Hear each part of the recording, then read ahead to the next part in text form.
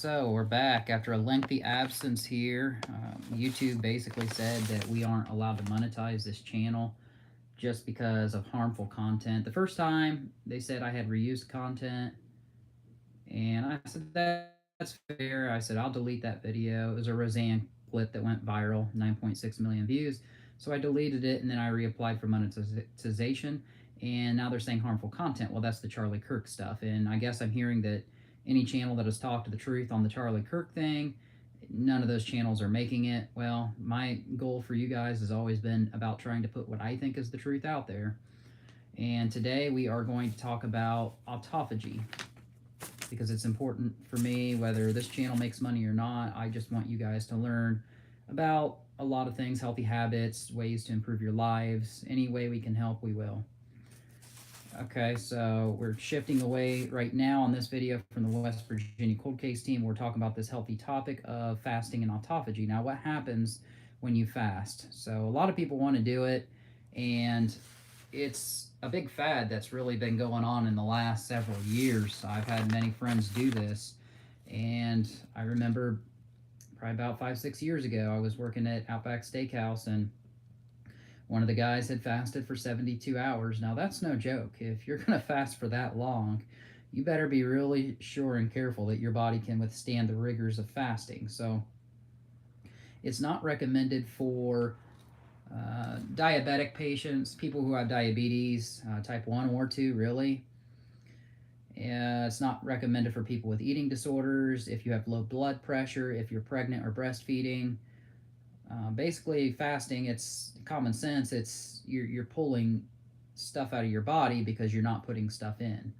So we're kind of like plants. Plants will do this too, as I'm learning in horticulture, where if they don't receive water and minerals and nutrients for an extended period of time, they have stores built up in their bodies, just like we do too, and they will pull from those before they wither and die.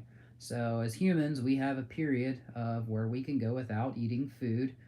And if you are just doing a water only fast where you're just drinking water, you're not drinking sugary drinks or anything else, it is recommended you can put a lemon in there, and you can actually add electrolytes, a sugar-free electrolyte mix to your water. That will really help with your body as it's pulling out stuff. You're not cheating your fast, you're just putting electrolytes in. But I've just been drinking water, and right now I'm on hour number 40 of my fast. And to be honest with you, I'm not really that hungry. I want to eat. I see the sugary cookies on the counter and the Pop Tarts, and I'd like to eat them, but that's only because I've been addicted to sugar my entire life. And for you guys who have been on the channel long enough, you'll remember that 3 years ago, might have been 3 years ago, 2 or 3 years ago, I went on, it wasn't a fast, it was I cut out sugary foods for Lent. Even though I'm not a Catholic, my friend Tanya Derenberger was when we were covering the Indrid Cold story. And for Lent, I cut out sugary foods, and I did a pretty good job with that. It wasn't 100%, but I noticed that my cravings for sugary foods went away after about 2 weeks of not consuming them. That's about the standard. If you can go 2 weeks without eating something, your body will no longer really crave it. You might want to eat it, but you don't feel like you have to. And I noticed that. Now, as I said, I'm about 40 hours into this fast right now. I might shoot for 72. We'll see. It's night right now, and my big advice to you guys who are fasting is get lots of sleep. When you're sleeping, you don't feel hungry. Your body doesn't need it as much. Don't be so active. Maybe skip your sessions of going to the gym while you're fasting. A prolonged fast, if you're talking about 72 hours, you could lose, well, I'm sorry, 6 days. This is extreme, and I don't recommend extreme fasting. I don't, you could do it, but it's not recommended. If you go 6 days with just water, you could be losing around 9 to 10% of your lean muscle mass, and that's not necessarily a good thing. Now, it does show, studies show that once you resume your eating out of that fast, you break the fast. That's where the term breakfast comes in, because when we sleep overnight, we are breaking that fast. So every night you go to sleep, you are actually fasting, whether it's 8 hours or a little less or a little longer. Um, a lot of people say they can only get by with 5 hours of sleep a night. I noticed that I've had years and periods of my life where I've gone 5 hours a night for a good couple years. But it's not good because what happens is you accumulate protein aggregates on the brain when you go through sleep deprivation over a period of years. This is coming from Barbara O'Neill, one of the most renowned health physicists in the world. And she said there were a couple people that did that, Margaret Thatcher being one of them, and Ronald Reagan was the other. He was a famous president, and they both suffered from brain problems later in life, either dementia or Alzheimer's. Now, one good way of reducing your risk of Alzheimer's is to fast. And because what happens is you are cleaning out the cells in your body, the damaged cells. You are no longer putting food in, so you're not getting your energy from the food you're putting in. You're getting it from your stores, like I talked about how we're similar to plants in that regard. And when we pull from our stores, basically, we are depleting glycogen and glucose. And our insulin levels will then drop as glycogen and glucose are depleted in the body. That typically happens around 16, but pretty much 24 hours. Once you're a full day into that fast, that's when those stores, those carbohydrate stores, will go down, and then something called glucagon is actually increased in the body as a result of your glycogen and your glucose stores being depleted. Now, when those stores are depleted, you are then tapping into your fat reserves, and it's a process called ketosis or ketone activation. And now we're getting into the physiology aspect of it, but just know that ketosis is when you are burning your fat after your sugar or your carbohydrate stores are already burned. So, what happens during this? Well, basically, your body will be better able to have insulin uptake. Your cells will be more aligned to handle insulin sensitivity when you start eating again, when you break that fast. It's not recommended that you break a long fast with a bunch of sugary foods right away.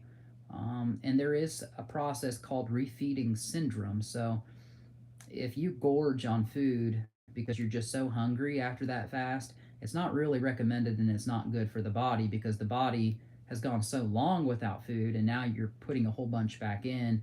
It's going to kind of disrupt the work that you've done. So gradually put food back in.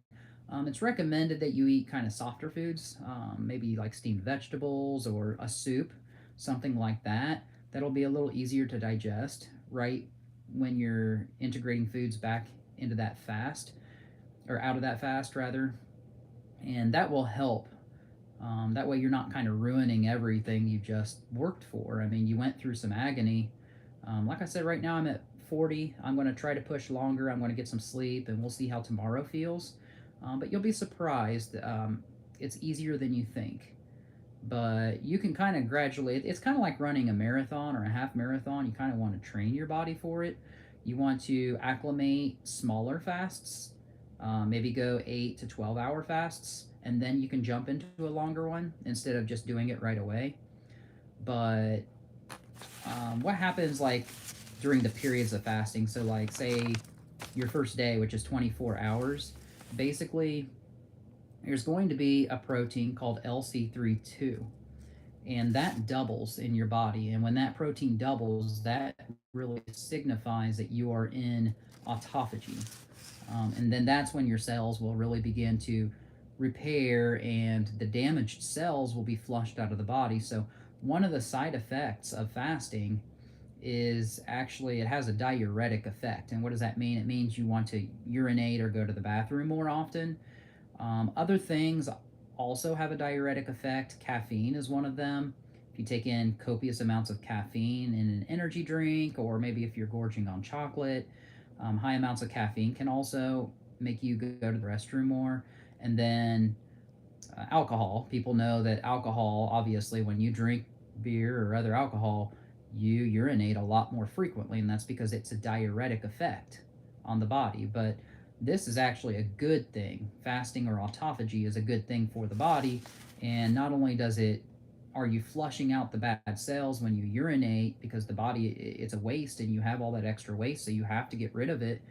Not only are you getting rid of those damaged cells, but like I mentioned earlier, you are actually decreasing the protein aggregates in your brain, which can lead to a reduced risk of Alzheimer's or dementia as you age. So it's a way to healthy age in your body is fasting, which is a great thing. So it's not just a bunch of hype. It's not just a fad. It is good, but one important thing you want to consider is to make sure you do hydrate, because proper hydration, and it's recommended that you want to get about 3 liters of water a day.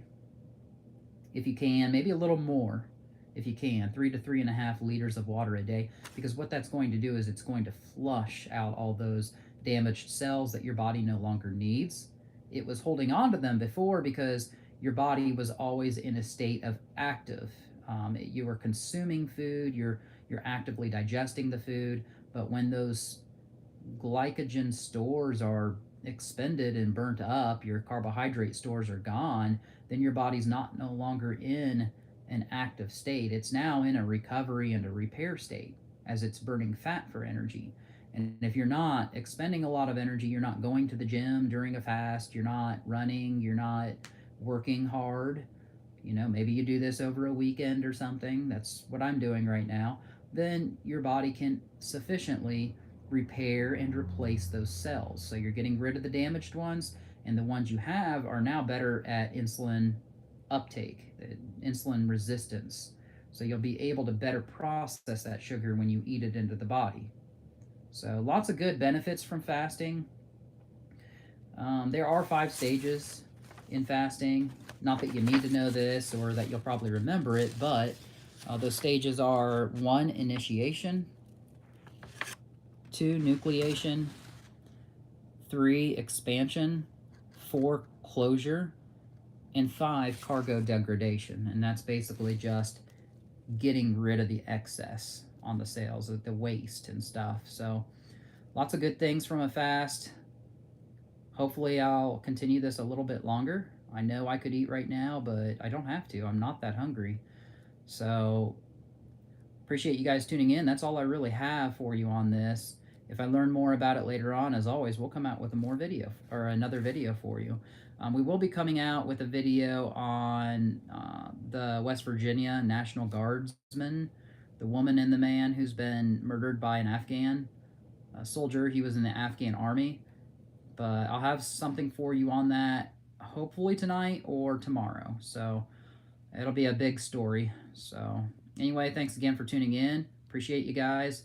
And no, this channel currently is not able to monetize, but that doesn't matter. I still want to help people, and we're still going to continue our efforts on the West Virginia cold case team and solving local crimes, because we've had a lot of progress locally on that stuff as well. Let's see, my phone is broken, so let's see if I can shut this video off here.